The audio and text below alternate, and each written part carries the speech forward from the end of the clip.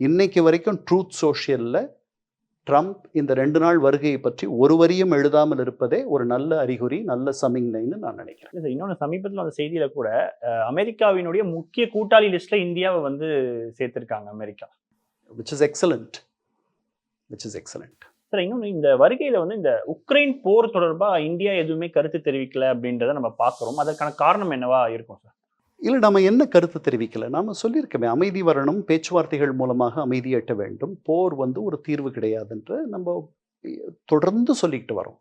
அதில் நம்முடைய நிலைமை வந்து ரொம்ப தர்மசங்கடமான நிலைமை. நம்ம மேலை நாடுகள் மாதிரி, மேற்கு ஐரோப்பிய நாடுகள் மாதிரியும், அமெரிக்கா மாதிரியும் ஒரு இன்னைக்கு இருக்கிற அமெரிக்காவில் பைடனுடைய அமெரிக்கா மாதிரி ஒரு திட்டவட்டமாக நீங்கள் ஆக்கிரமிப்பு மூலமாக படையெடுத்து ஒரு நாட்டினுடைய எல்லைகளை மாற்றக்கூடாது, மாற்ற முடியாது, அப்படி தான் எல்லாரும் ஒத்துக்கிட்டு இருக்கோம்.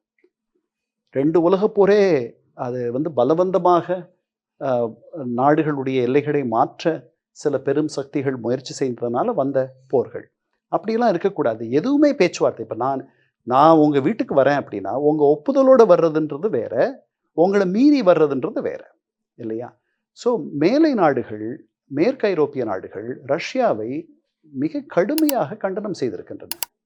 ரஷ்யா படையெடுப்புக்கு பின்னாடி 2 நாடுகள் புதிதாக மேற்கு ஐரோப்பாவிலிருந்து நேட்டோவில் உறுப்பினராக சேர்ந்திருக்கின்றன.